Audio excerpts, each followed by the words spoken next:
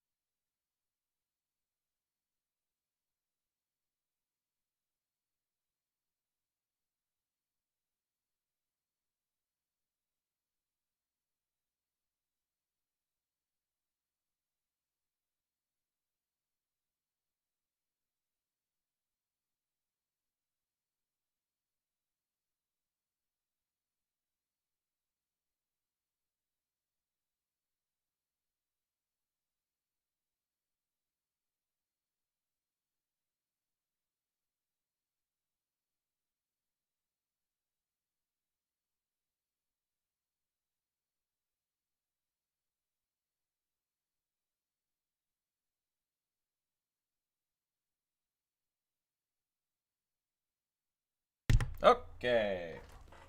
All right, I got some water. I got push-ups done. Let's get back to the art. So, let's see. How is everybody doing today? I hope everybody's doing all right. Pop down his chair. Put this over here. I did adjust my audio, so let me know how that goes. If I am still too quiet, please let me know how that is. Sound all right?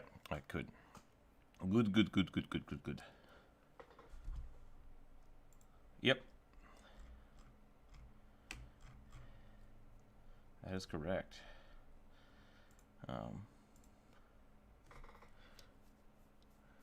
That is up to you whether or not you want me to tell people that. I like to be very discreet with my commissions because it's yeah,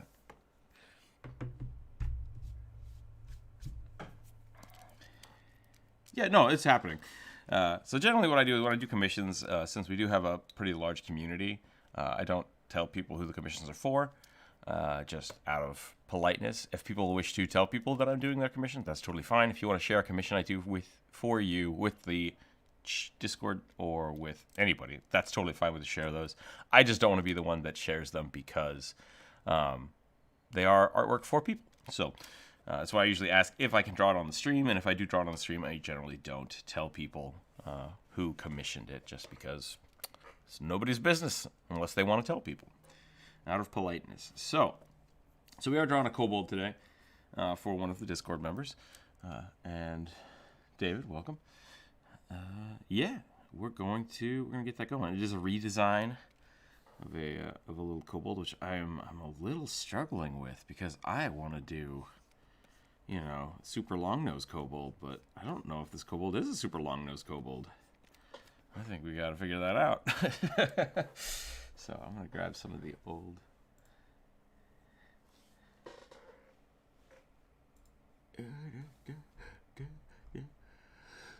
Yeah, sure, grab the reference. If you want to share it, it's fine. That is totally good.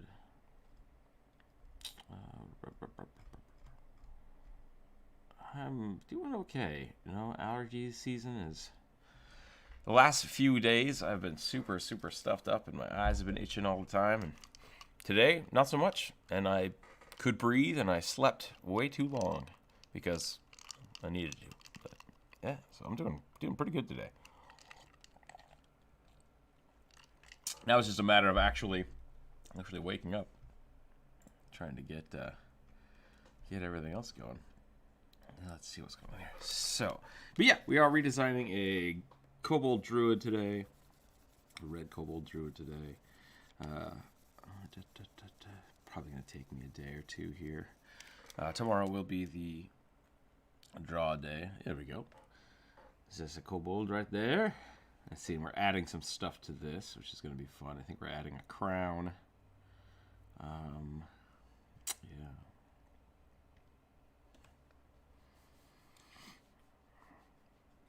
Goldtooth the Great Conqueror, yep. That's it.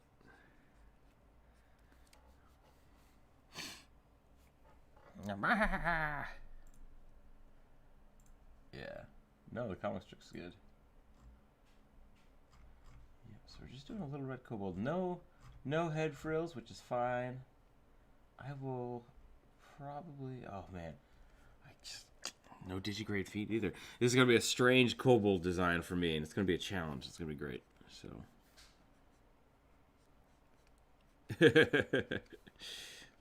that's always the weird thing about, like, when you're doing redesigns of characters. See, now I already did the horns because I like kobolds with horns.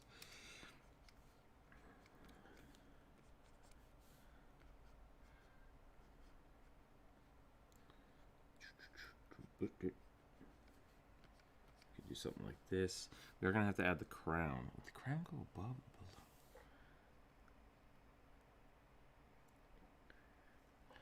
So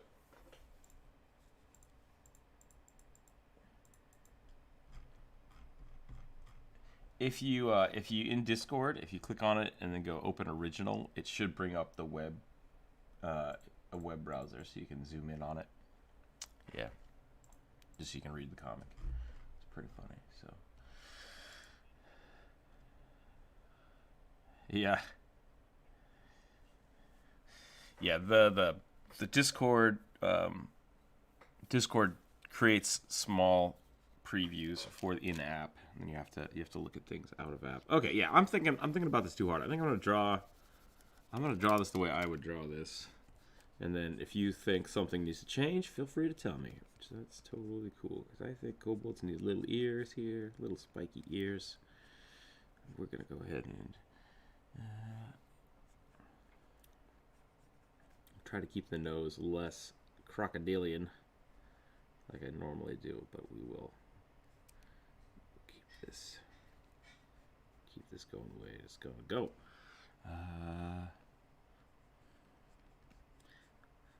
So you're saying you're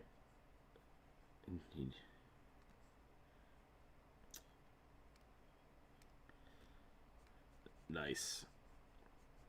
We do have the Patreon game coming up, so that's gonna be interesting. I've been planning that for a little while now, so that's gonna be fun. I don't know. Decent, great ideas. Oh, I got tons of great ideas. No, it really depends on what kind of campaign you want to run. If you're trying to find out, maybe a few set sessions.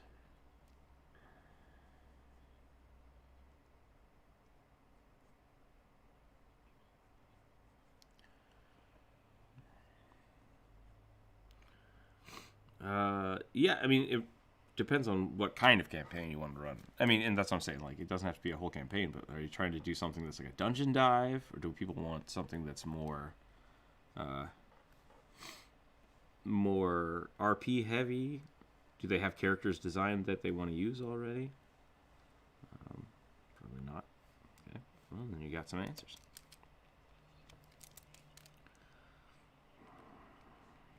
Yeah.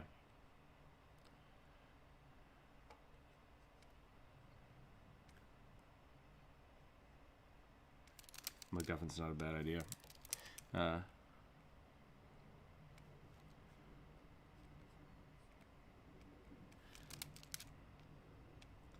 Sure. So I would definitely start with. I would.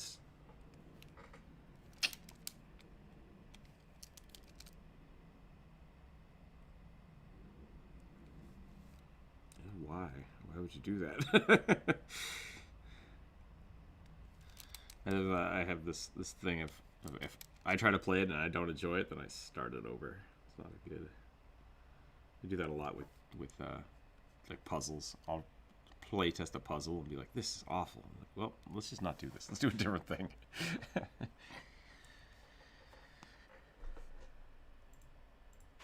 That's fine too. But I would still.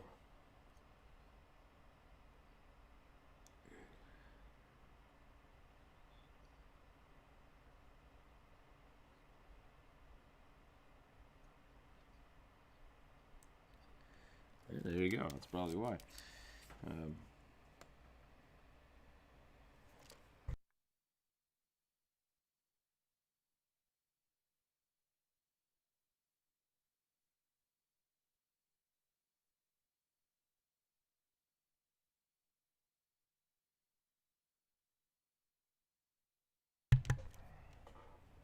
Okay.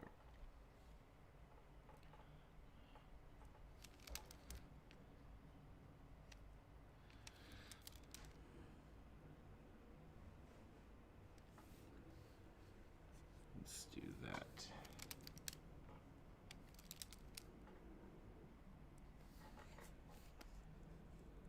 You know, if that's a trap I haven't used a lot, it's probably something I could look at.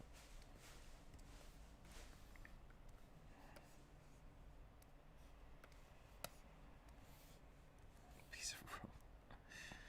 So, like, you can't trip it, or how does that work?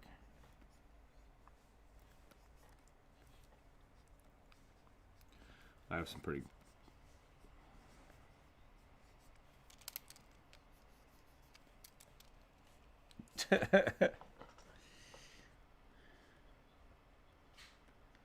That's good.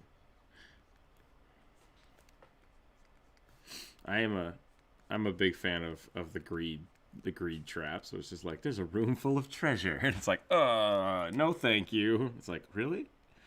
I have done that to my players a few times where I will give them a room full of treasure and they just don't trust it. And they're just like, I'm gonna not go in there. It's like, but it's a room full of treasure. They're like, nope. I'm like, okay. And then at the end of the dungeon, like, what the crap? There was no treasure in that dungeon. It's like, you guys just walked away from the treasury. I don't know what to tell you. It's always your own fault. They're like, dang it. I'm not going back in there. It's like, oh, it's your choice.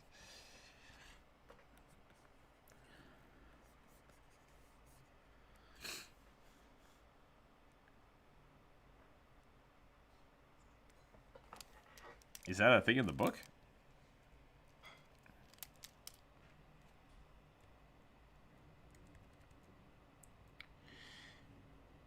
I don't know if I would just pull a random rope unless it was like labeled. Pull for treasure.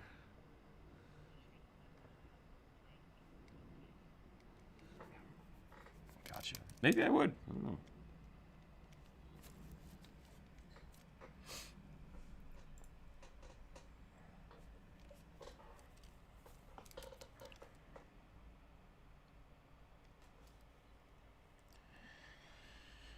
I did the last time we played with Lars. He made this dungeon room, and he basically, like, we walked into the room and there were 2 treasure chests, and the map we had was just like, pick the right one. And I was like, I don't trust this map. Why would I trust this map? And then our team talked about it, and they're like, all right. And we picked the right one, and it gave us like a healing potion. And I was like, now we have to pick the other one because we need to know how much, like, whether or not this map is full of crap. Like, that's the only way to test it, is to just spring the trap. Long story short, it was a mimic. Yeah, it was definitely a mimic, but it's just like, and then for the rest of the dungeon, the map was just like, pick the right one. And I'm like, that's the whole puzzle. We just always pick the right chest. That's okay. And the whole dungeon, I thought it was way more complicated than it was, and I was like highly suspicious the entire time. It was yeah, that was it. I was like, okay.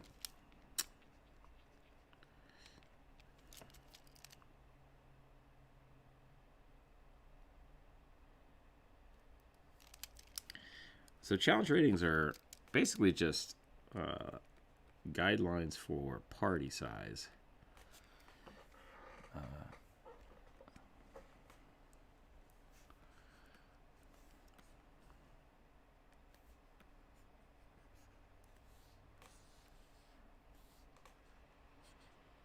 Yep.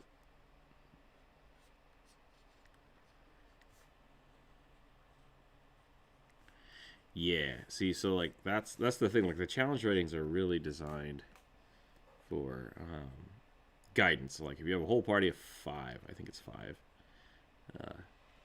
The challenge ratings, is it 4? I'd have to double check. I just, yeah, and so it's a weird math system to get the challenge ratings quite right. I generally do it a different way because like there are wights and ghouls that can just, they're like half a CR or 1 CR and they can kill a level 5 party pretty easily if they're not like bad rolls that just instantly kill you. So yeah, the countdown puzzle. Holy crap, I've run that. It's so good. The countdown puzzle is great. Yeah.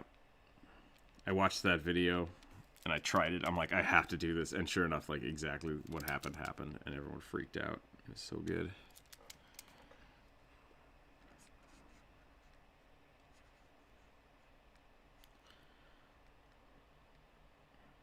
Yeah.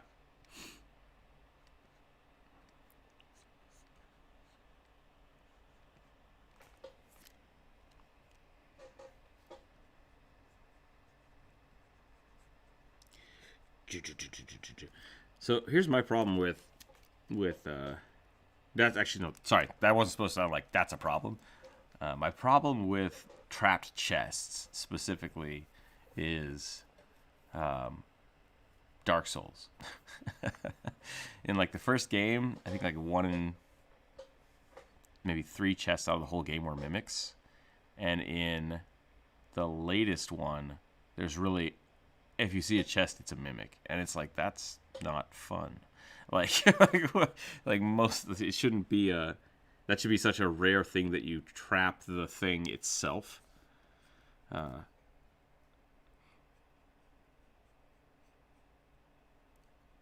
Yeah, right. And so it doesn't make sense to me to. I'm saying like as a DM, you need to have kind of a safety net of okay, you've succeeded. Here's your reward.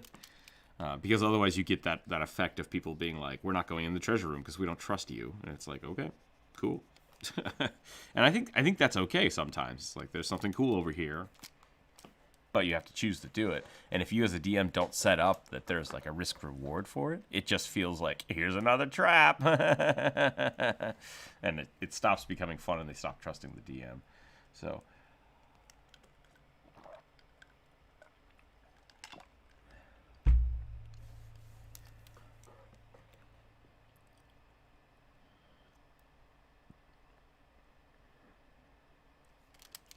yeah.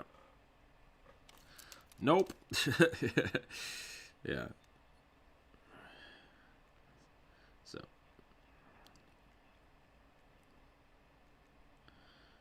yeah.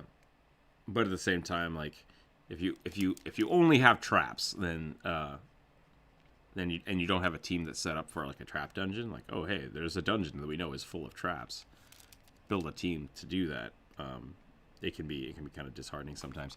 So, but I have had players that just love the combat of games, and so if you tell them, oh, this door is full of 1,000 centipedes, they're just going to open the door because that's what they want. So it really always comes down to your party type and knowing what your party wants to do.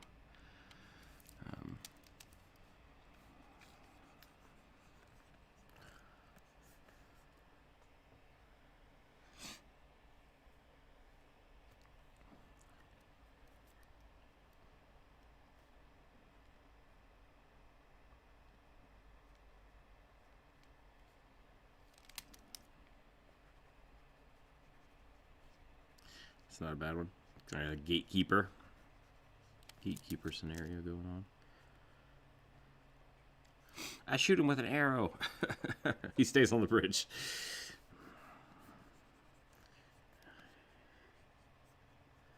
Yeah.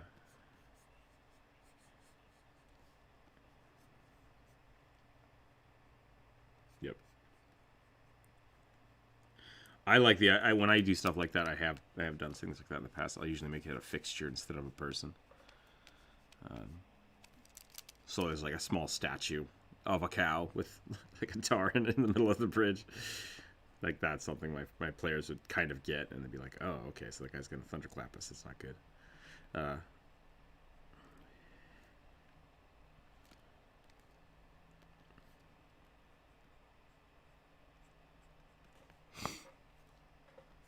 I have I have some nice, I have some fun traps, but I can't talk about them because I'm going to use them in a bit. So we'll have a trap discussion next week sometime.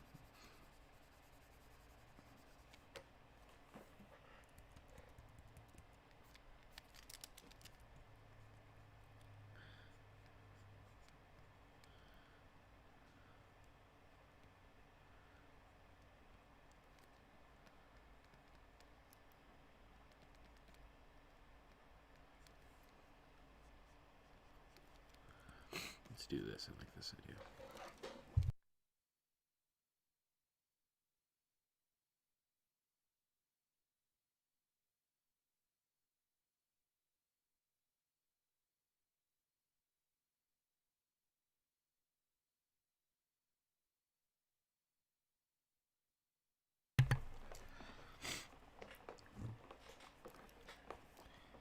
Yeah, that's usually the.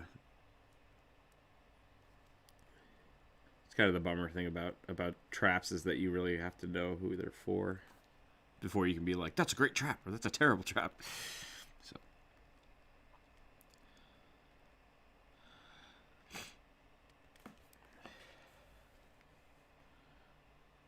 yeah, yeah, that's my problem too. So if I have a trap, it's usually like ambushes or uh, something specifically to make them slow down, or something that is based on their mechanics.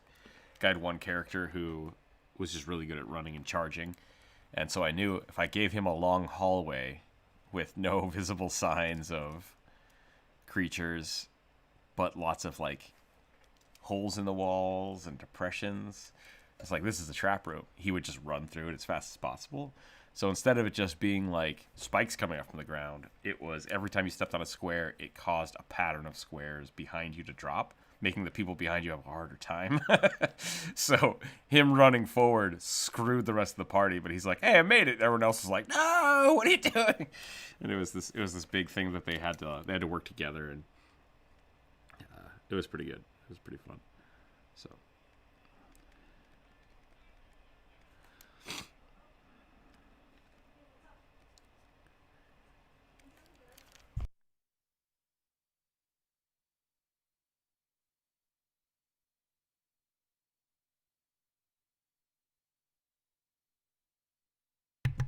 yeah, that sounds about right.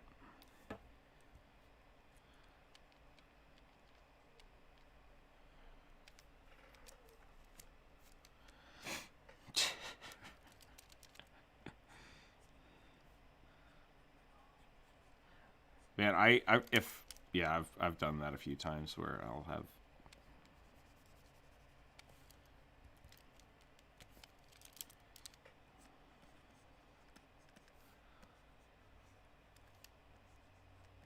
I don't have that. I guess maybe I just don't have that problem with having like really complicated combat and divided party mechanics. I've never had the party just like we're gonna go do two completely different quests.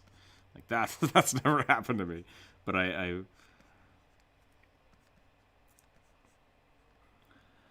yeah.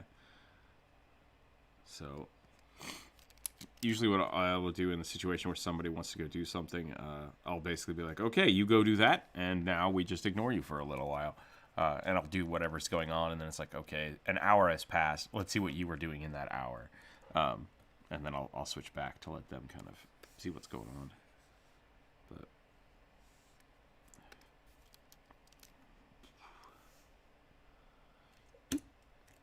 yeah, yeah, yeah, yeah.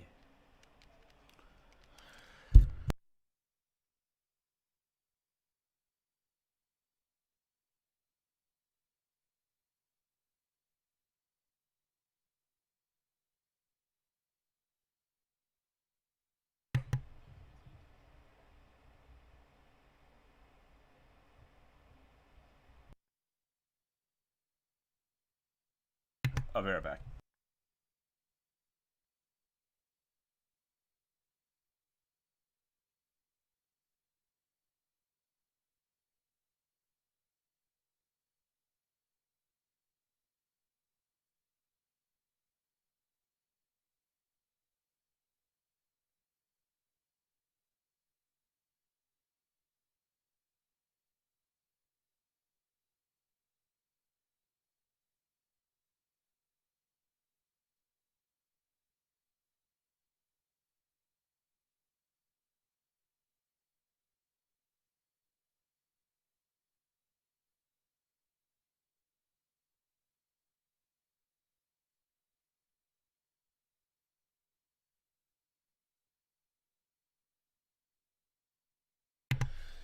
Whew. Okay. I can breathe again. What happened? What did I miss? Ah, monsters. That's a good thing to talk about. Man, I hate drawing cloaks. I need to look at this. I need to look at the prompt you gave me. Let's go back to this.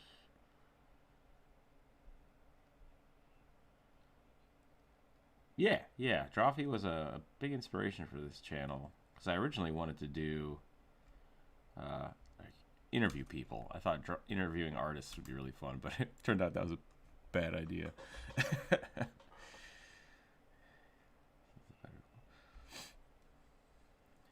Puzzles. More puzzles is better.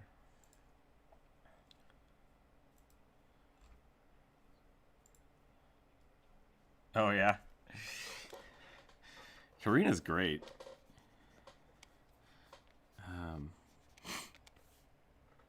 My problem with I like drawing, like we talked about this yesterday, like I really like drawing the form of things. And so whenever I have to draw a cloak, I always kind of breaks my brain a little bit because I never know how much to show.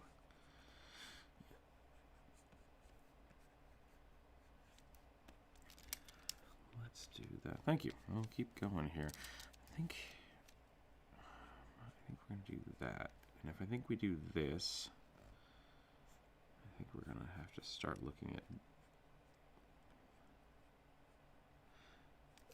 Interesting. You know, I don't use a lot of demons, and if I do, it's intentional to the storyline. Like, I will, like...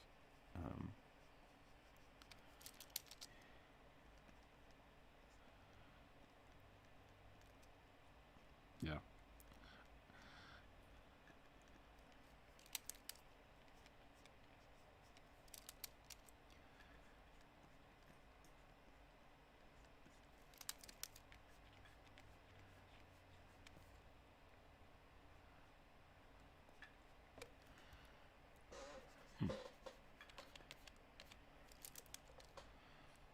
Yeah. I would do...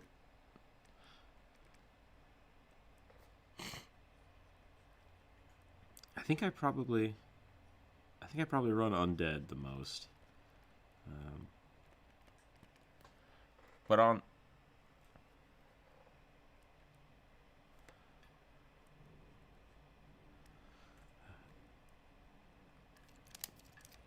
Whoa. I need to start looking into the aboleths. A lot of people are talking about them. Maybe do a video about them or something. I'm not sure yet. Plays an aboleth.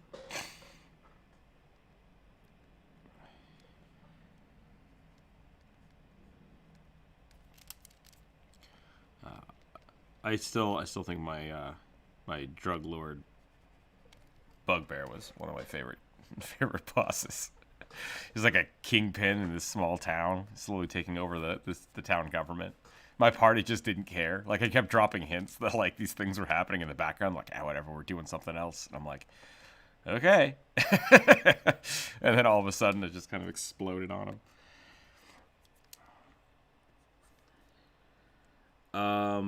What did make them care suddenly?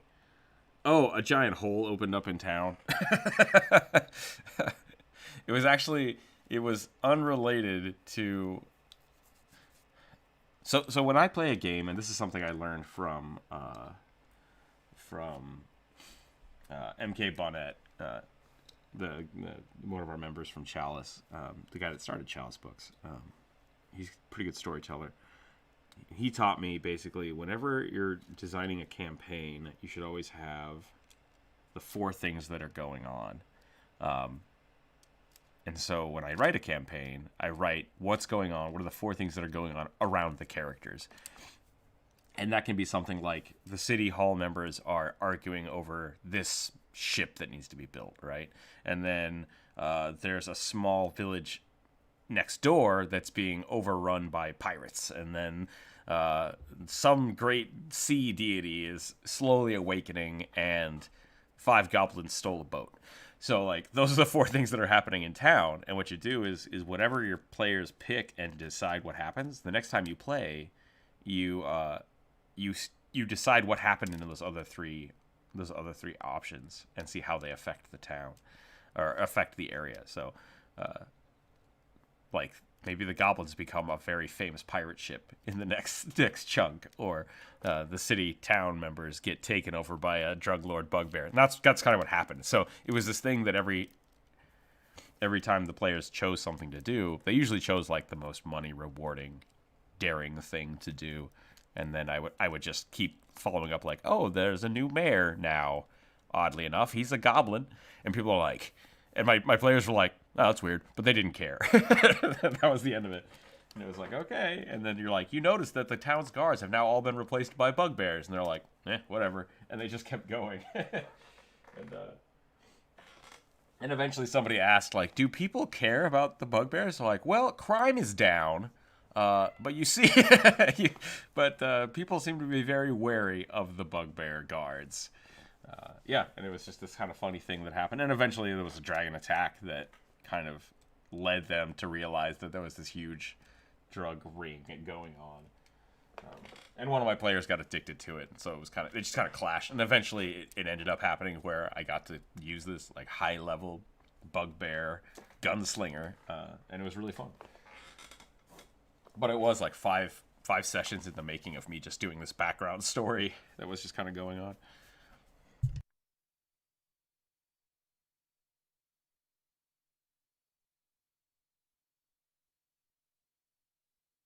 Special hats for the bugbears?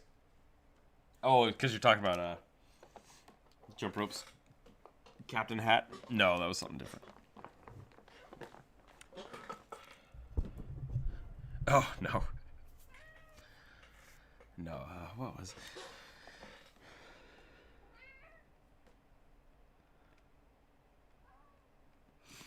Yeah. So the first thing the mayor goblin did was basically run out all of the other outlaws in the town. Didn't actually run them out. He started feeding them to a dragon, which was caged under the city. Yeah, I mean, why not, right? And that fed into one of the players' stories because they were a dragon disciple. Well, it was Jump Rope. Jump Rope was a dragon disciple. And basically was on this quest to figure out what was going on because there were a bunch of dragons that were missing. Like, that was her whole story arc, is the dragons were kind of slowly disappearing and people trying to figure out why. So when she discovered that there was this brass dragon somewhere in town, it eventually found out it was being fed criminals and and people by the mayor.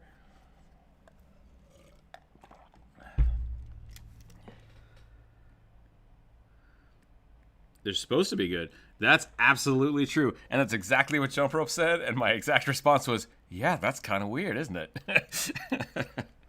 That was the story arc. So that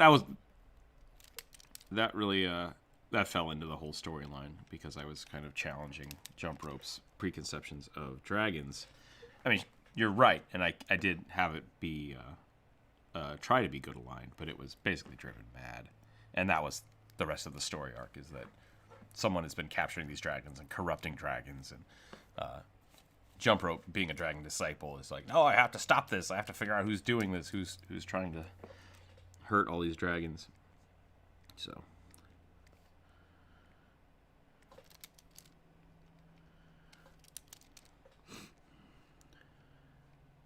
yep.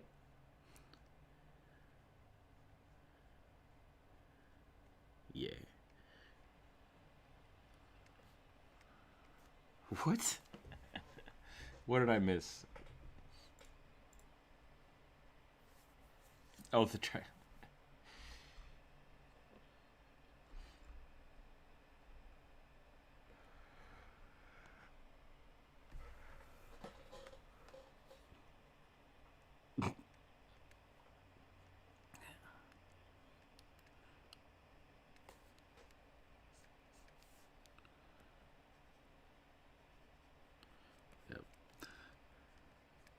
Some of these things, I'm not going to use the same storyline, but all of these things I'm telling you about the story is kind of where Ironhold came from. You know, it's hard to get things worked into your story sometimes. A lot of times, the best way to do it is to really just play with it.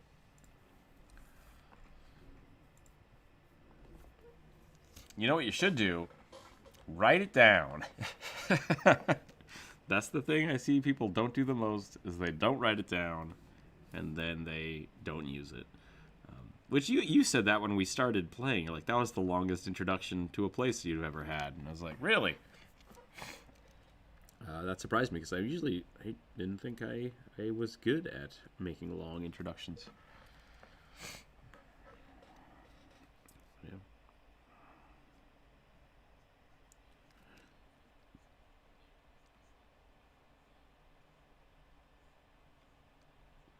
I do like doing that from time to time too. Like, okay, you're all here. You're at a bar. What are you doing? I was like, I'm drinking. I'm stealing stuff.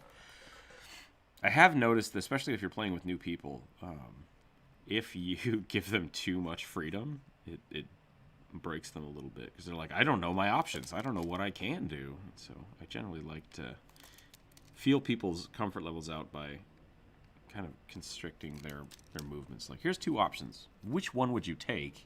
And then I can kind of see what they're wanting to do.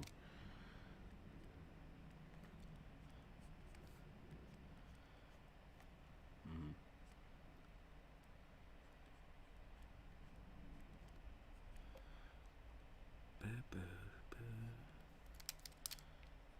Yep.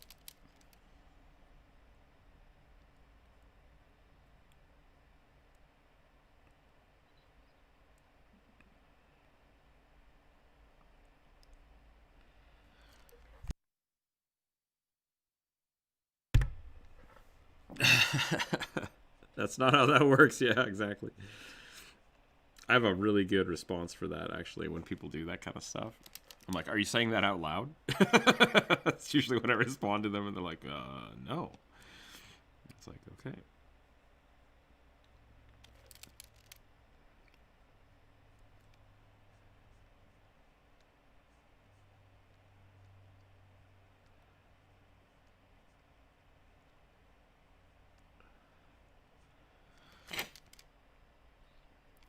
It just instantly dies. The teleportation police show up, and yep, the time cops show up. Like, we hear you were trying to teleport into places. Get him. This guy can teleport.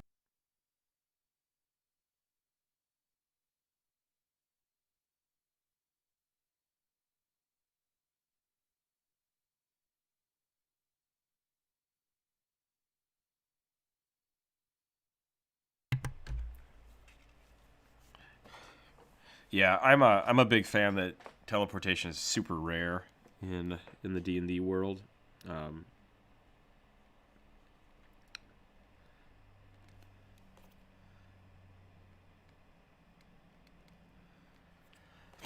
yeah, and that's really designed for metagaming, because it's like, we need to find this dungeon. I know exactly where the dungeon is. I'm going to teleport to it. It's like, you can't do that.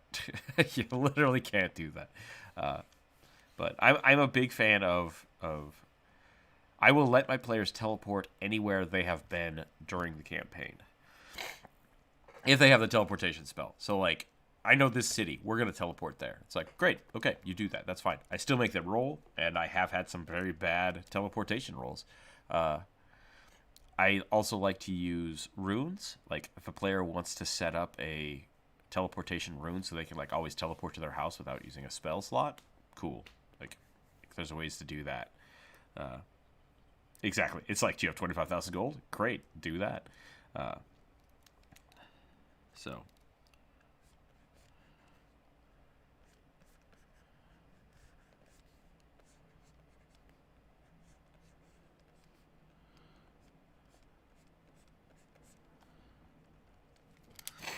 Well, the spell plague was a it was a what's the word called? Plot device. So that's, yeah.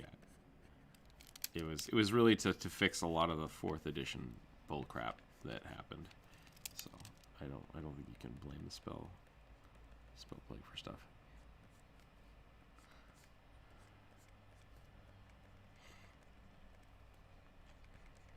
Yep, I like that idea too. Like the idea that the spell for, or the spell, whatever, I can't even talk today.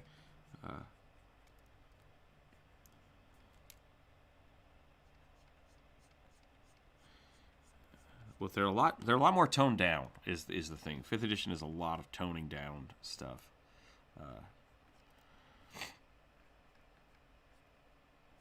Right, and that's something again with the CR rating in 5th edition. Like you can throw really high CR rating creatures at low level parties, and you can throw really low level CR creatures at the party, and they're still effective. Because it's the curve is a lot smaller than it used to be. Especially in like 3.5 and 4th edition, like there was this like level 1 curve, level 3, and then it just like shot up real fast.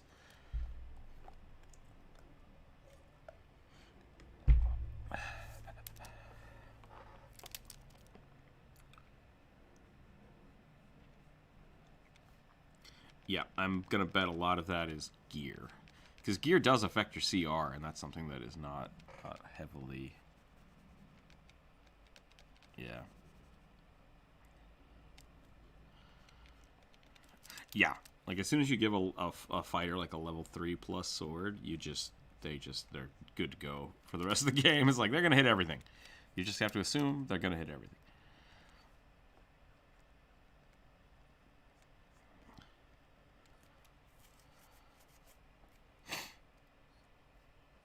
Yep.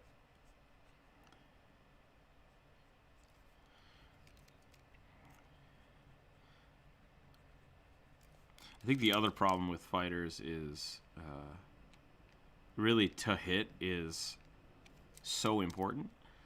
So I generally let fighters just hit all the time. Like that's kind of the metric for my thing. It's like I'm going to assume you're gonna hit every single time, and then I build the that's what my starting point for encounters. And then when they miss, it's detrimental and it gets challenging. So I think that's something you have to take into account, because especially anybody that's good at min-maxing a character, the little things aren't going to matter. Like, oh, they're one level above you. That means you have like a 5% chance of missing, 5 to 10% chance of missing. It's not gonna happen very often. So.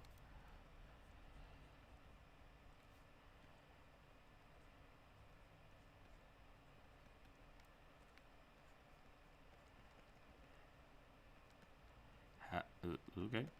Are they physical explosive arrows instead of magic explosive arrows? Okay. Gunpowder arrows. I feel like you could just yeah.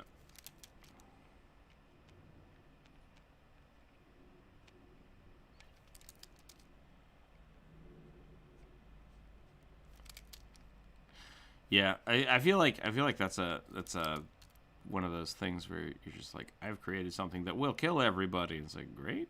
I don't get the like. I like building things that are challenging and not impossible. Like sure, Dragon Ballista sounds fun. Do they have an airship? Like, are you turning that into a mechanic of the game? We've got this dragon thing that shuts off magic. What do we do? It's a good question. Like sounds like a fun campaign. Versus, hey guys, guess what? Flying dragon, fuck you guys. It's like, okay. Why did you do this to us?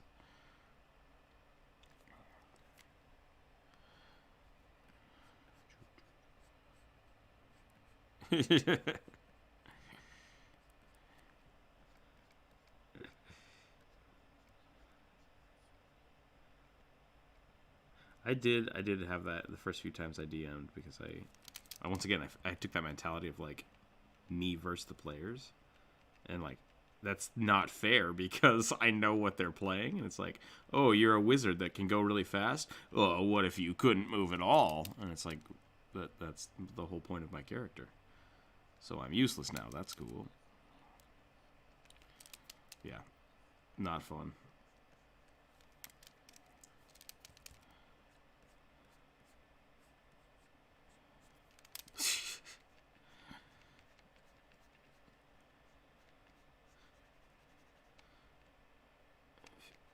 if your party's whole Shazam is to just walk in, cast fireballs, and kill everything in the party, yeah, I mean, fire giants.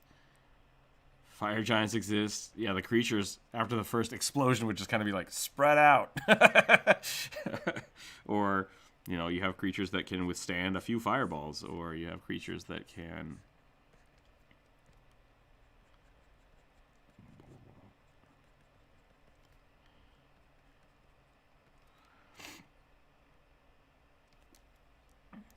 Yeah, I would let it. Basically, I would let them do it. Is my jam. Be like, oh, you guys want to blow stuff up with fireballs? All right, cool. We're gonna have a fireball campaign. This is gonna be great.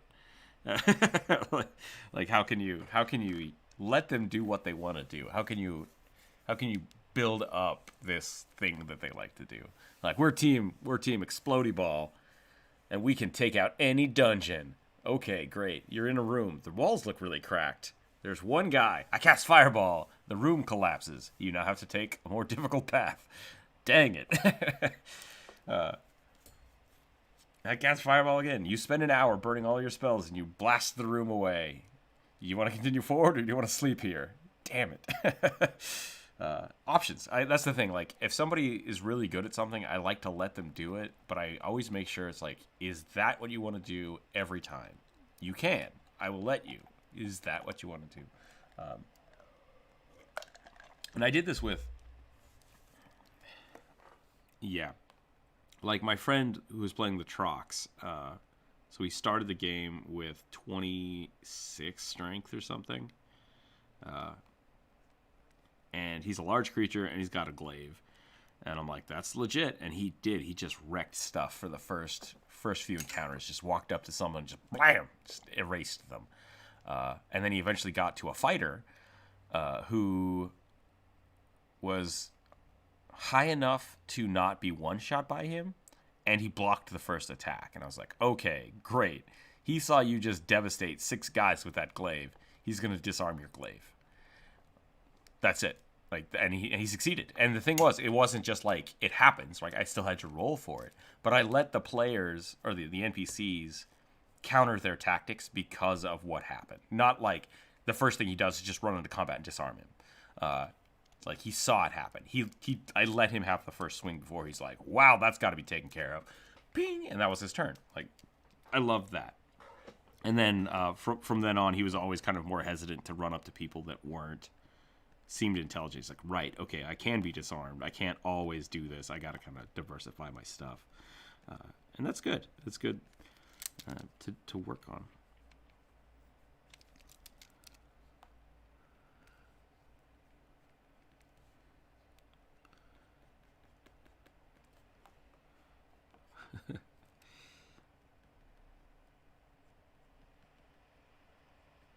Yeah. It's kind of just falls into it's an audio medium, so we can never know when people are actually excuse me, actually kidding or being sarcastic sometimes. Yeah, unless you let it out really thick. So we generally, and we talked about that a little yesterday, like I never know if people want to be, and that's part of the reason I don't like self-deprecating humor, because it's like I can't tell if you're actually depressed and we need to talk about it, or if it's a thing. So it's kind of goes the same way even with comedy. It's like, are you saying like, yeah, we should just screw over all the players? It's like, why would you do that? Oh, I was joking. It's like, oh, I didn't get that. Yeah.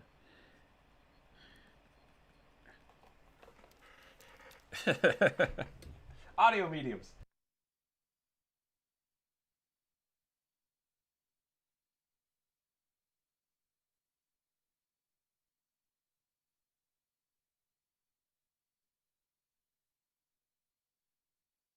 I thought. Welcome. Nice.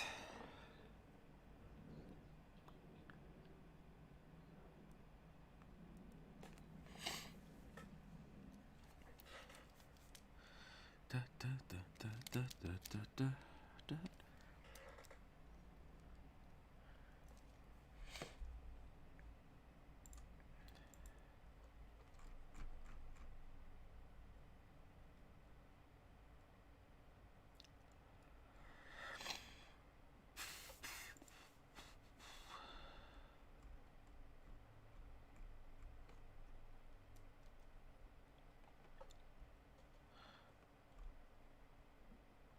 What was that, Miller? I think you jumped in the call and just started talking. What what did you say?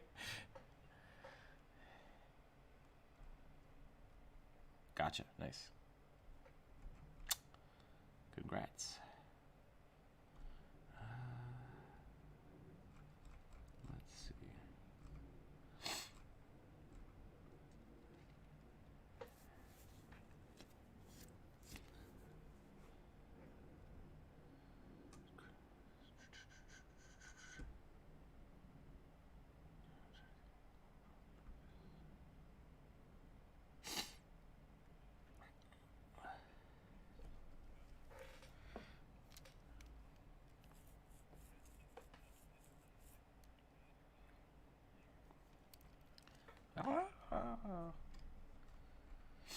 Oh yeah.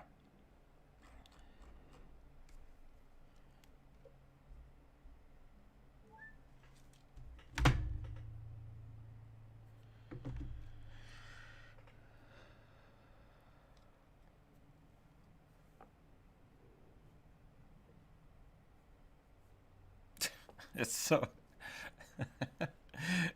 so Cold Tooth. No, liches should not be powerful infantry. Liches should be like, yeah, they should be like generals or evil dictators. Uh, so there is something. Basically, I think the thing that a lot of people might miss, Goldtooth, because we've talked about your characters and your campaigns a lot of times, you are playing like a hyper fantasy game, which is crazy. I mean, it's great. It's great to see people do that, but like all of your characters are basically, I would say, equivalency of like level 30, 28 to 30, just because of, yeah.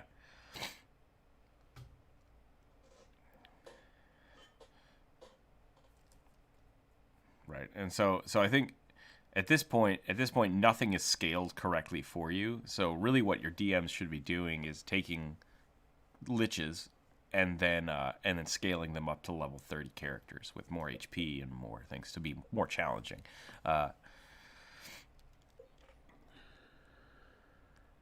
It's crazy. Level 20 is so far beyond normal gameplay that it's mythic level shenanigans. Yeah. Yeah, I mean, think about that. Think about how much damage you do at level 5.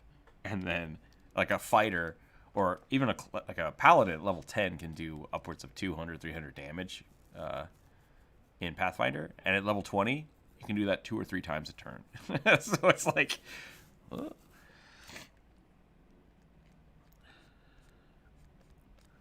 It did. Yep. That's a cool item. You wanted this is Goldtooth's commission, so I'm going to ask you about that. You wanted me to add a dragon club, correct or no?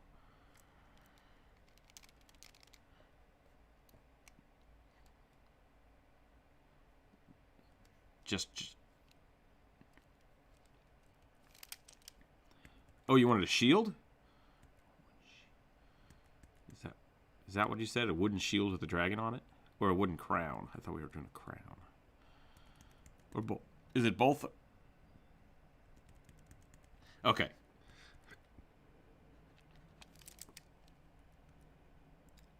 Okay. So I mixed that up. Got it. So let's do, instead of this staff, we'll do the dragon bone club, and we can just have that. Like a round shield or a buckler. Let's see. Probably do something.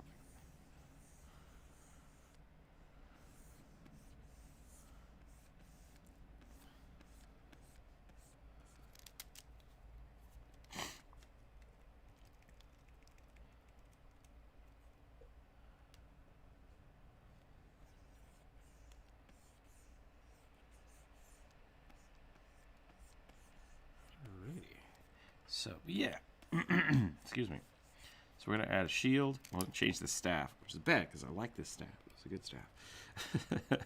But art is ever-changing. So we're going to go ahead. Dragon bone. There's a horn. Dragon horn club. How would we do that? Let's think about it. Let's do something like this.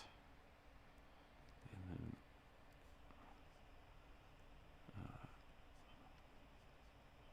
then, yep.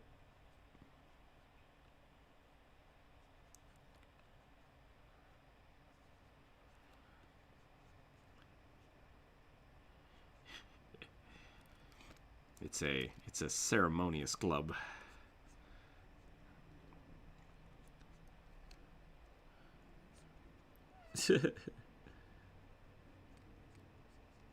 Why would the dragon horn come alive? That's an interesting mechanic. Aha! I've defeated you again with my magical horn of animation.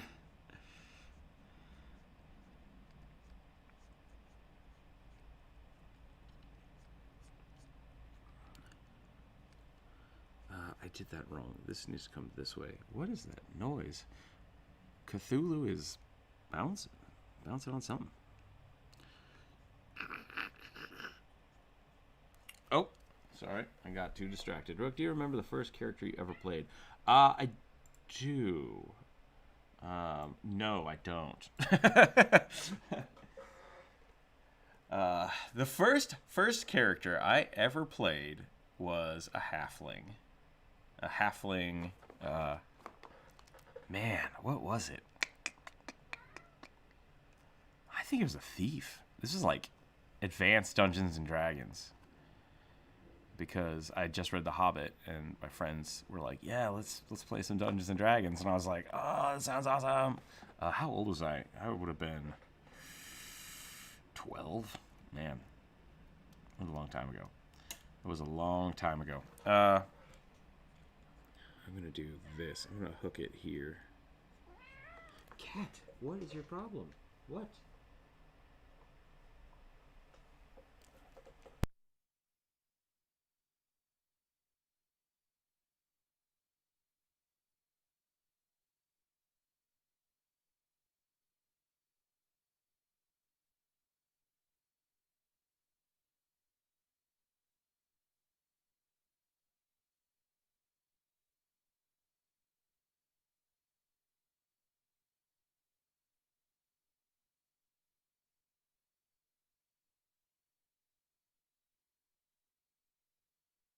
I don't know if you guys can hear that or not. It's one of the reasons I turned down my microphone. I had a cat standing behind me just screaming for no reason. Hey! Hey, what? Nothing? And then I turn around. Hey! It's like, why? What is your problem? Yeah, that's pretty much my cat. Pretty much nonstop. That looks real dumb. I don't like that.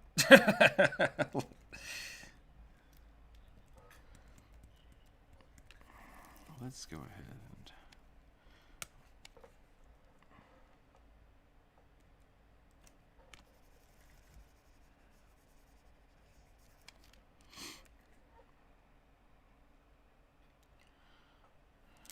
Let's try... I think I need to make this round. I'm going to make this less of a round shield. Make it more of a small heater shield. Yeah, so... that's a good question, too. How old is Gold? Pretty old Kobold. So that... Sorry. Anyways, back, I just remembered now what we were talking about before I left. Yeah, so I played a Halfling Thief, I think, for the first campaign I ever played. That was a long, long time ago. Then I didn't play D&D for a long time. And then the first character that I played, like, for a long time was Doc, my cleric, and then that turned into me playing Orson Barrington for a long time. Those are probably my two favorite characters. I played a handful of others, but those are kind of my two favorite characters I've played.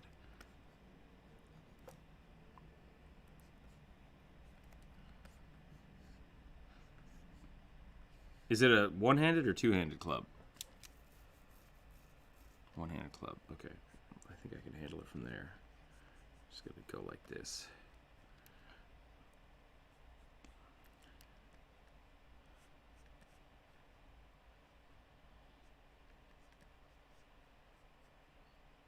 That's pretty cool. Half tree ant as a first thing. Yeah.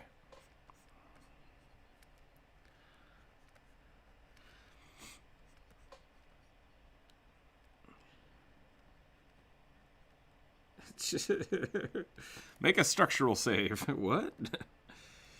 Let's figure out if your cave is able to support your weight.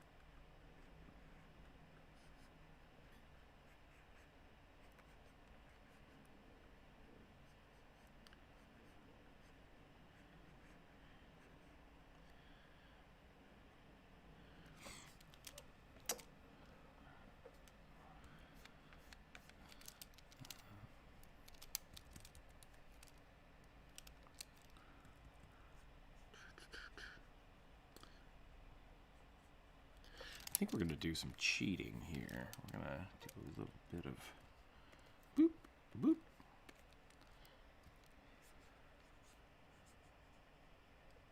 Yep, that's pretty cool.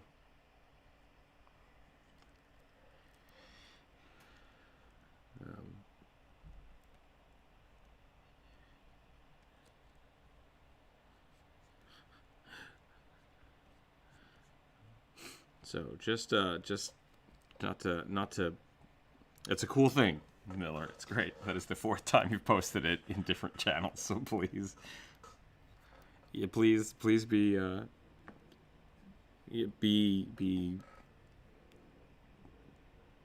choose it. Choose when you post your stuff. It's not. It's how do I say that? I need some help with this wording.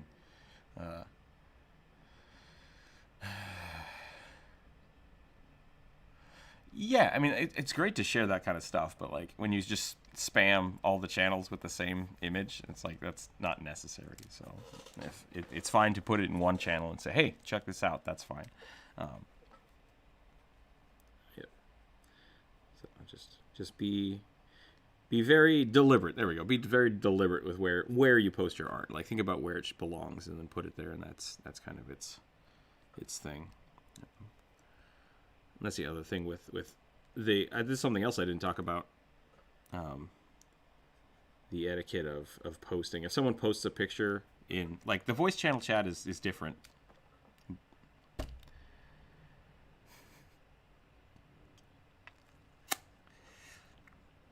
I'm trying to get this across. Let's just have a bunch of people talking.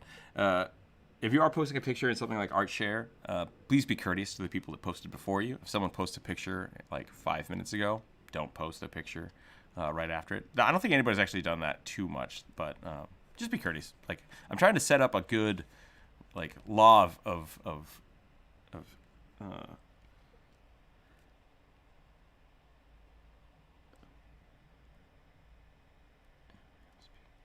having.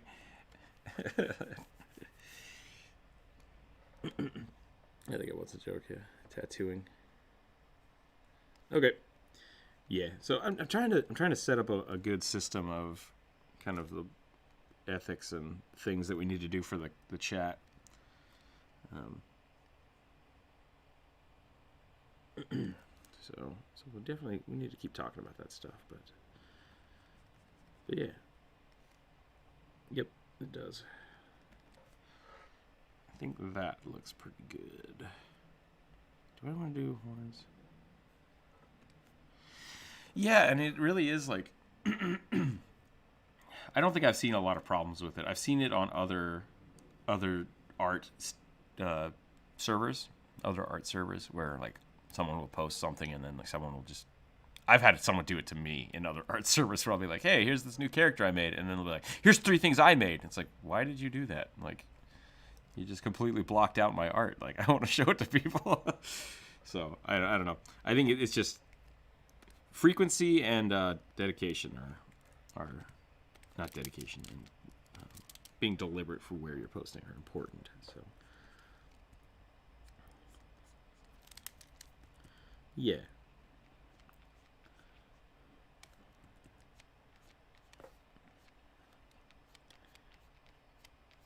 Right.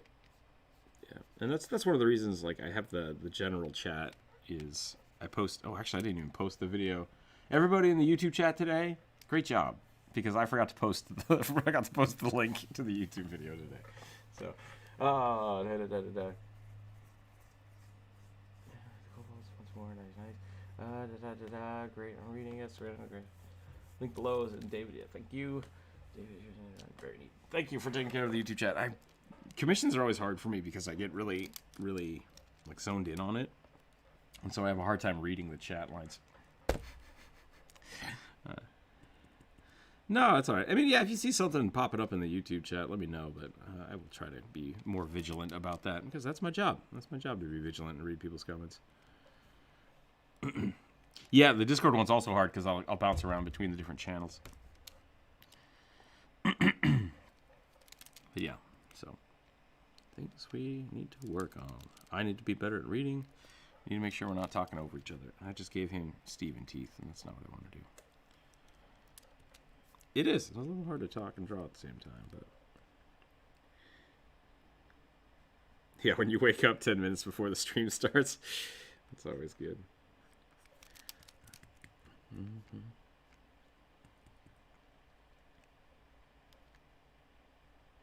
Yep, my sleep schedule is usually pretty good.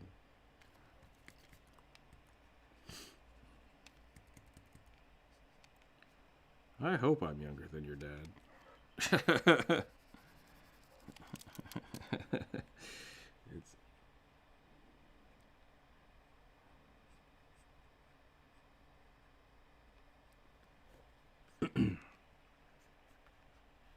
My dad is dad aged.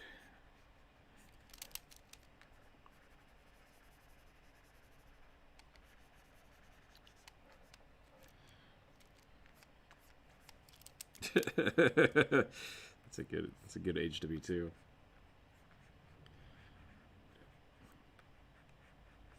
I've made some kind of fish here.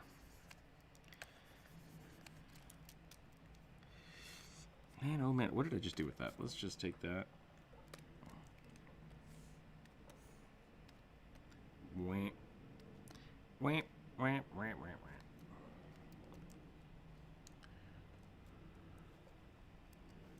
Warp. There we go. Do that. Scoot that over. Dragon shield. What was that? I think Cthulhu's playing a game.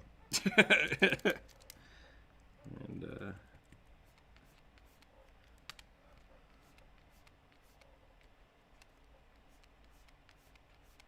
okay. Yeah, I think cats are just going crazy today for some reason. They're just yelling and crying for no reason. Cat, why? It's cold and wet and I don't like it. It's like, well, tough crap. Go sleep on the couch or something.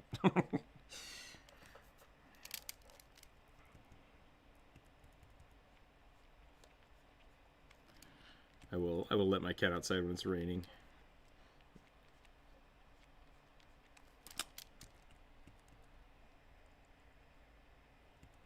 Interesting.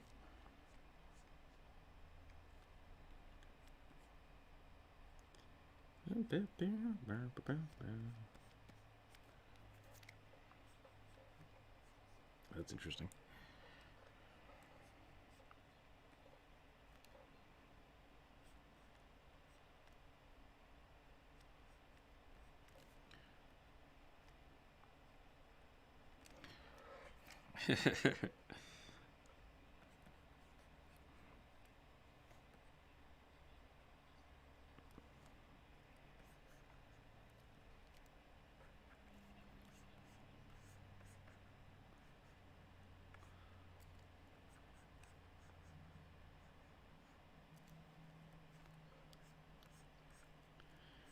Okay. This and this. Yep, that sounds like me yesterday.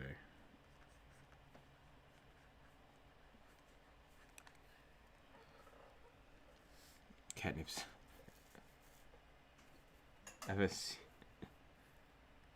Yeah, my cat doesn't like catnip. Well, I don't know if he doesn't like it. He just won't eat it unless no one's watching him. Like, he'll just like, I don't know, I don't want this. And then you leave the room and he's like, oh, this is the best thing ever. 15-year-old cat who is senile and likes to chew on catnip. That's pretty funny. That sounds like a good D&D character.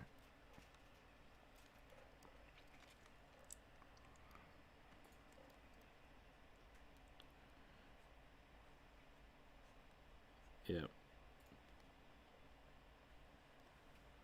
Yep. That is accurate.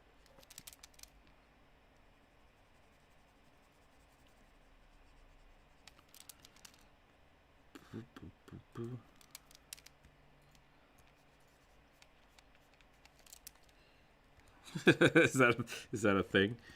Is that a stereotype for Finland?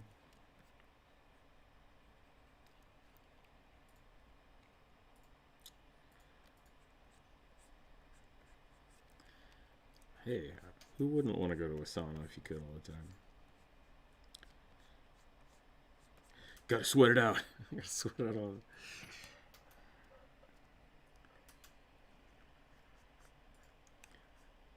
It's about 90? 248. That's, yeah, I guess that makes sense in a sauna, yeah.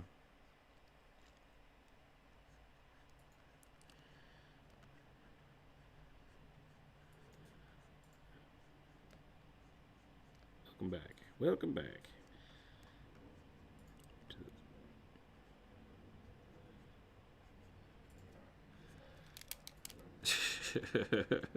This sounds like a great bar meetup in a D&D game.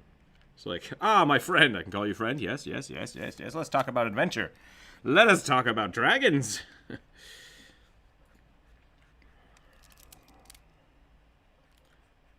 Go to a bar? No. Never, ever go to a bar. Oh, Bard.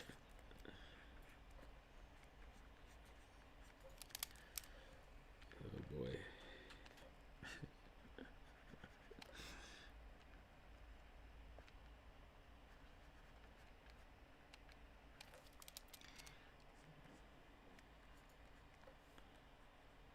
Man, I mean, so there's an immunity to poison, which is an argument that can be made about toxicity.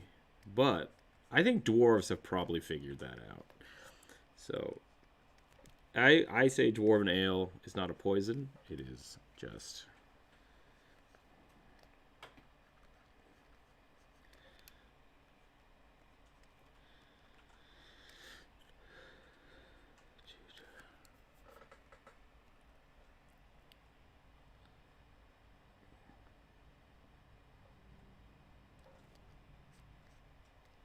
I always like to think of it as it's not something that is debilitating to you. So, like, you can still be drunk, but you don't take the negatives for it because of your class. Is generally what I would do. And I've broken this arm super hard. Let's put that where it's supposed to be.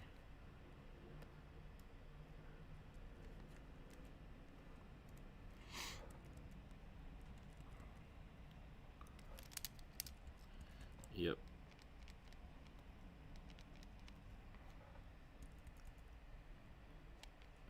This whole...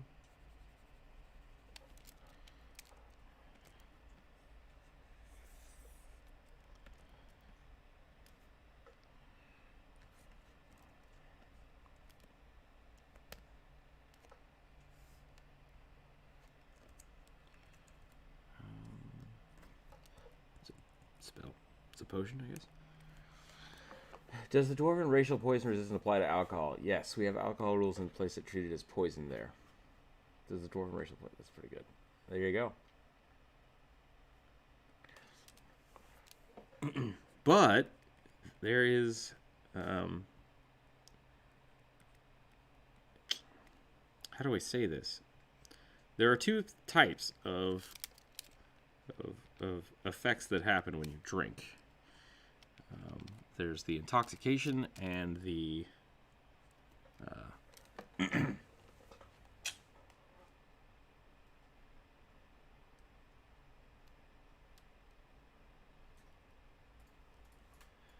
is being drunk the intoxication part, or is being hungover the intoxication part?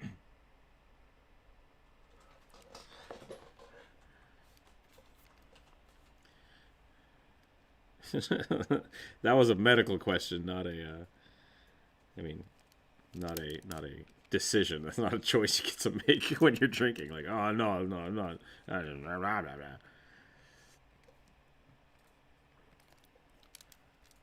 You know what? I don't like that either.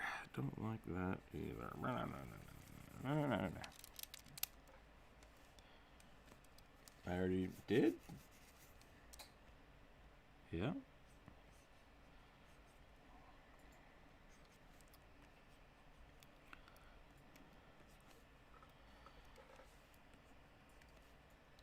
I just don't like where I have this pose. I'm trying to figure out the best place to have him hold the club.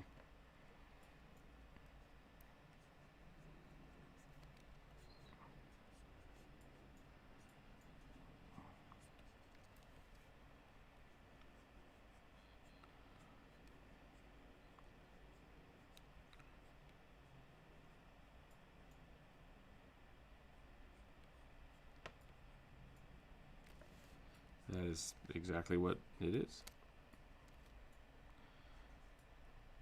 You could Morrowind has one of those. If you want to play with the map editor for something D&D, you can. Yeah.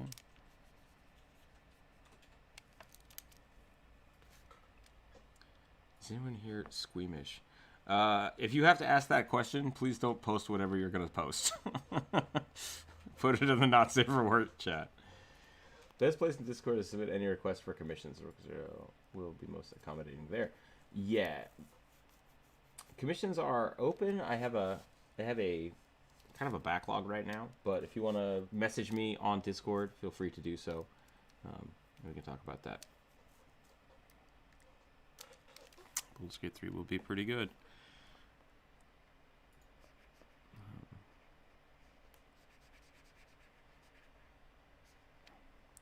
I want to show off this club, but I just feel like I can't find the right place for it. Ooh, you know what? You know what might be awesome? Whoops. I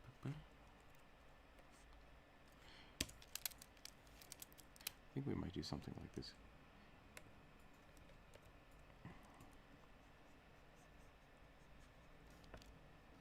Is that might be too long? Yeah, they do. I think we're gonna do this. I think that's gonna be it.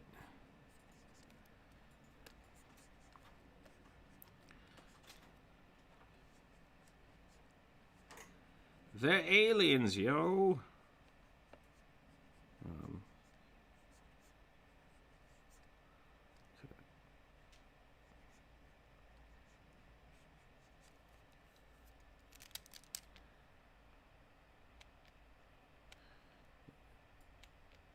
Yep, I think it's a good thing. I think you can make it up. Gnome that pretends to be a guard gnome all the time. I would either make it like a bard or a rogue.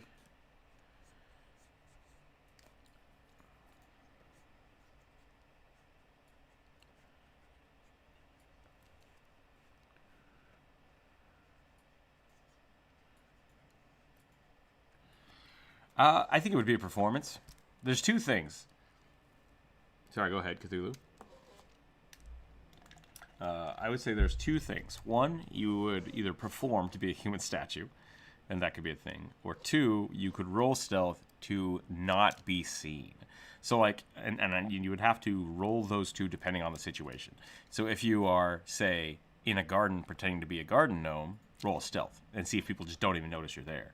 But if you're, like, in the middle of a town and someone's going to look at you, you roll a performance to see if you can convince them that you are a gnome. Yeah, you definitely need both, I think, for that.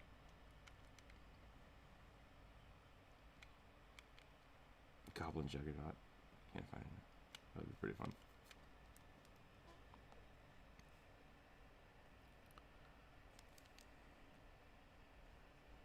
Yeah, I think you could do it. I think you could do a warlock for that too.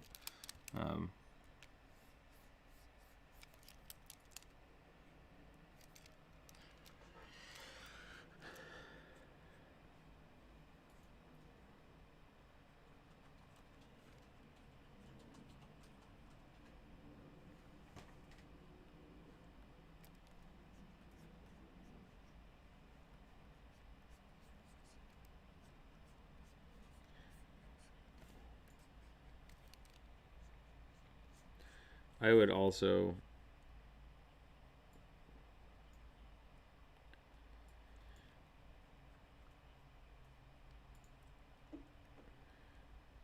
I would argue that beyond being stealthy, you still haven't come up with like what your character's about. So if you are trying to be like subterfuge, yeah, if you're trying to do subterfuge, I would just go straight rogue. If you're trying to use it as a like it's just kind of the thing, yeah, flavor thing, then it doesn't matter and you can be anything you want.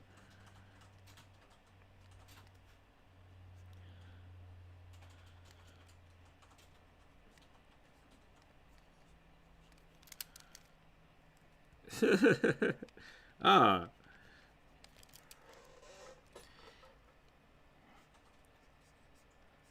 a new garden gnome. Please place him out in the garden. It says it's supposed to be put in your personal garden. All right. Dang it. I've been tricked. Yeah, cleric or trickery would work too. I think mechanically it's yeah, Bright just posted Roll20 Miller if you want to build dungeons. That's another option. I think there are lots of options for making this functional mechanic, but you really have to choose like what your character is besides from it. Because in combat, you're not going to be like, I stabbed the goblin and then pretend to be a garden gnome.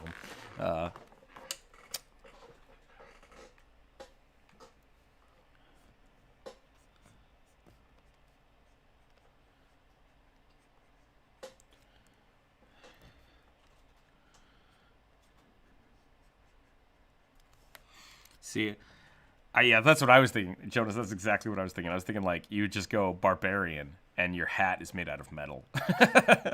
You just have, like, a stone cone on your head. And they're like, ah, jig's up. Wham! And you just start railing on people with your hat. Yep.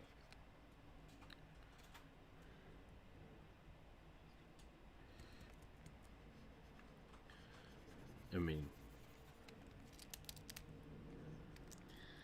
I would make an argument for like a paladin because you're supposed to guarding the garden. Paladin of Melora. You could have heads hanging from his belt. It's gonna be cool. But also, man, yeah, you could be a warlock, just a warlock of the Fae. It'd be a red cap that just hides there. And then whenever someone says anything, you just pull out like a crazy blade and go to town.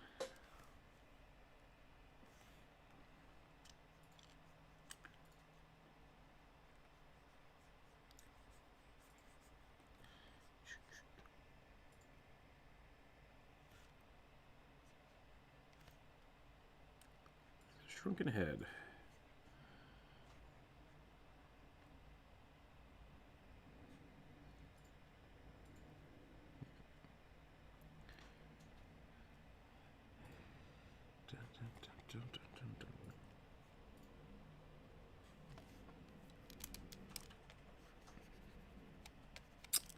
Just leaning on it.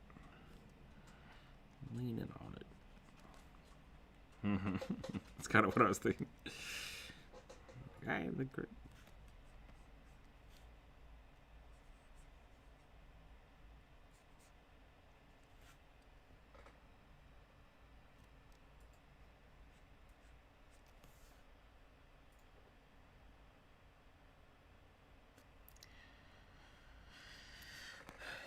Really look at this from far away. How do I feel about this?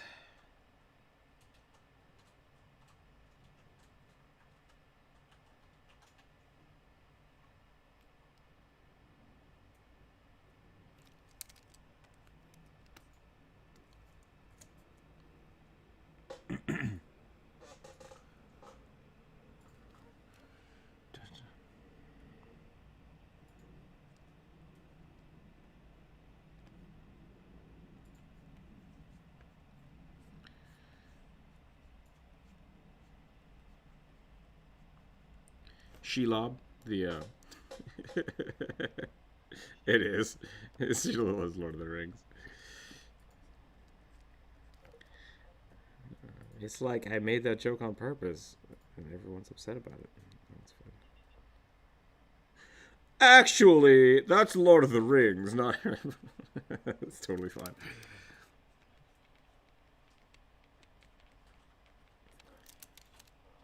What? I don't know what that is. Actually, Mother's Basement. I don't know what that is. Is that a? Is that a?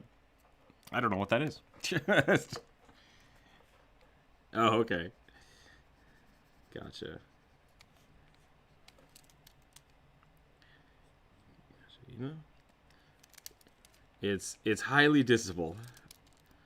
Actually, it's really easy to diss. I actually enjoyed the first season. Sword Art Online.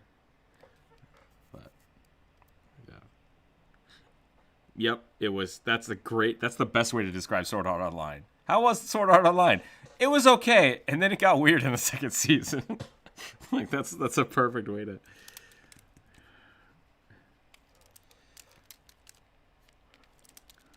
It just. I think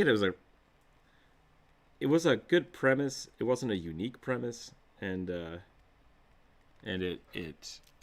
it didn't stay true to itself because they're like, it's an MMO, and then they just like crammed MMO references that didn't really make sense to anybody that's ever played an MMO.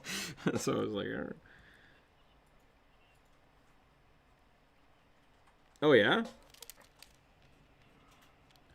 that might be cool. I'd be interested in seeing that.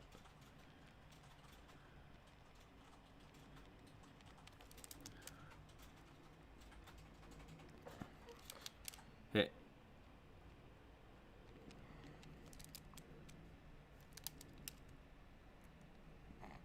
What? Yeah, that's not true.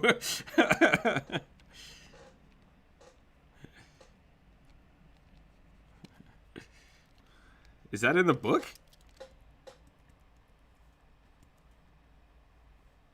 Weird. Yep. Yep. That is how the conversation went. Yep, we're done. We're done with this. Moving on. Moving on. Scales branching out. Scales branching out. What?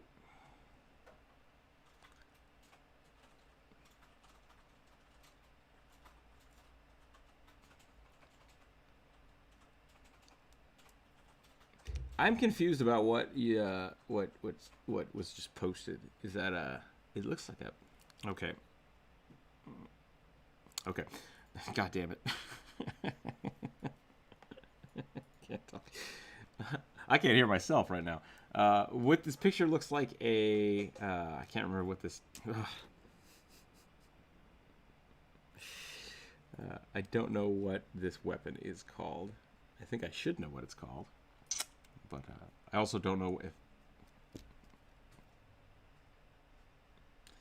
Stuff got a bit too weird for my childlike mind. Jonas, you keep posting stuff in both chats and it breaks my brain a little bit. Smaller blade branching out. Out of the club? Is that what you were suggesting? Yeah, okay. I think it's a horn, so maybe I could try to make it look a little more interesting. Yeah, how much augmentation have you done to this club? Or is it just straight up the please don't talk while other people are talking.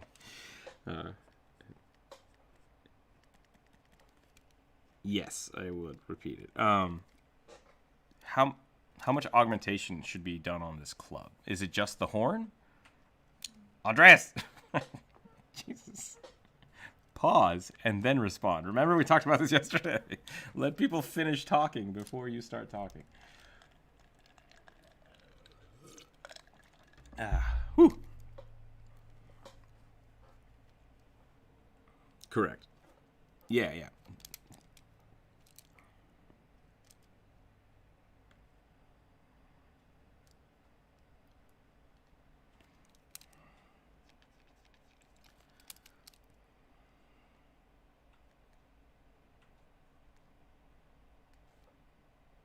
Sure.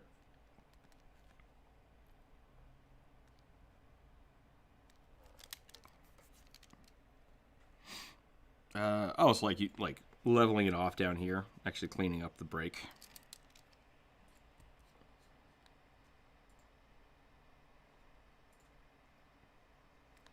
Okay.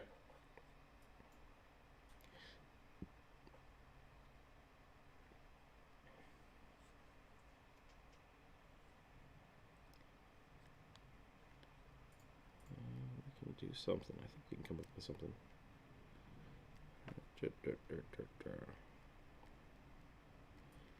Yeah, we'll come up with something for it.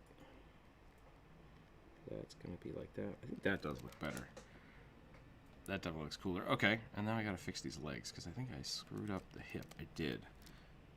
Because this is this leg, and this leg is crossed, which is not quite right. So really, it would be like that. That's a bad pose. That's what that is. That's a bad pose right there. So let's change it up. This leg is this leg, and this leg is this leg. So this leg is wrong. Let's change that. There was a lot of leg added to that sentence. Sure that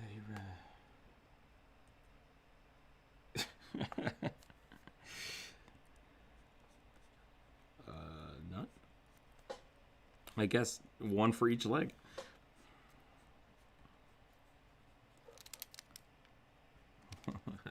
That's a great garden gnome right there. Yeah, those are all good suggestions, by the way. But this is a commissioned character, so I don't know we'll be adding too much stuff to it.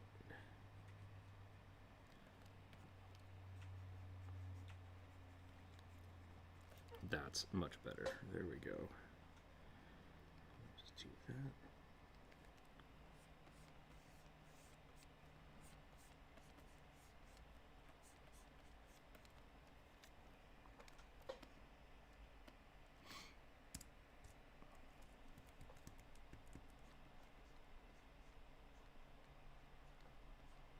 So it's got like little fins.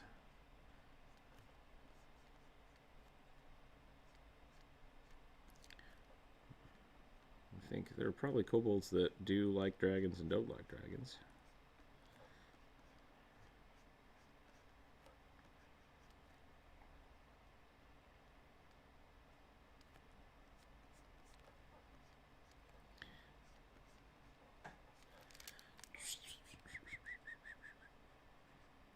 Very well said.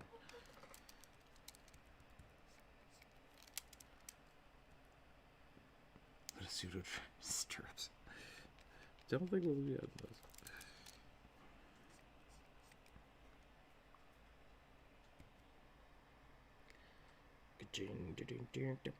Bam.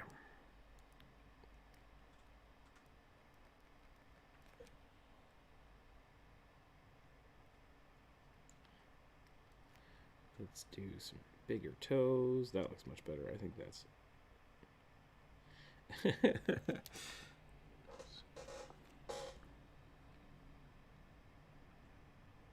think Scritch in the chat is trying to convince us to to make a dragon overlord for him. And I think this is the dragon overlord, or all that remains of the dragon overlord.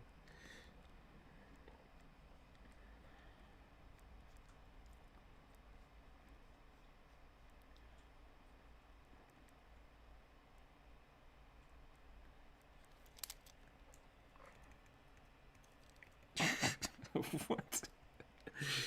That was a long, complicated burn, but it was slow and it worked. It was a slow burn. Yeah, just stoked the coals a little bit.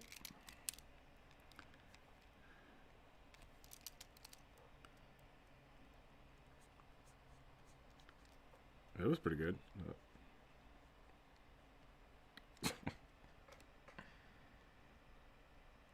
I didn't. I'm sorry.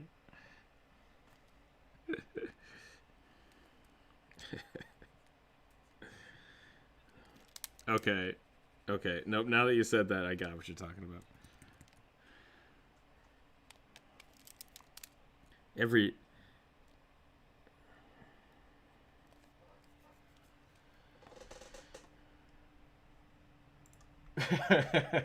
My very first character was totally basic, except for his cybernetic wood arm.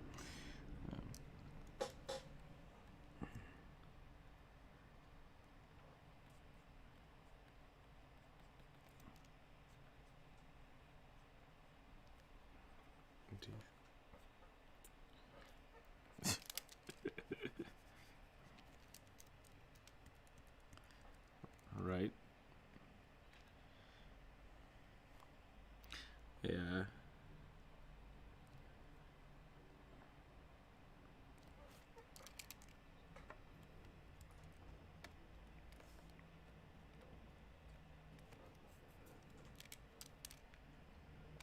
Don't know if I want to show the ground. Maybe I'll just change the foot. I think we're getting somewhere. I think there's still some stuff I need to edit. But it is noon. It is noon o'clock, and unfortunately, I do have to work today. So, I think this is where we're going to pause it. It is noon o'clock. Noon o'clock where I'm at. So, it's noon. I think I want to make that shield a little bigger. Give a kobold a horn on the tip of his nose that splits into 2 lines. It's a character that's already made, Skitch. I can't change it too much. But, yeah, so we're probably going to call it here for the day. I might finish this over the weekend, find out. I might keep working on it. I want to try to finish the video that's almost done. I have to do I still have to record the audio, finish recording the audio for that. So that'll be fun. Hopefully get that done this weekend. Next week, we're going to do Monday or Tuesday. I'm not sure which yet. I got to figure that out. Sorry. We'll try to do the first Patreon game, and that will be streamed on Discord, not on YouTube. And we'll see how that goes. I haven't made the map for that yet. That's dangerous. That is a dangerous thing. All right. We'll have to figure that out. We'll see what people are available. I hope it happens next Monday or Tuesday. I don't want to delay it too much longer than that.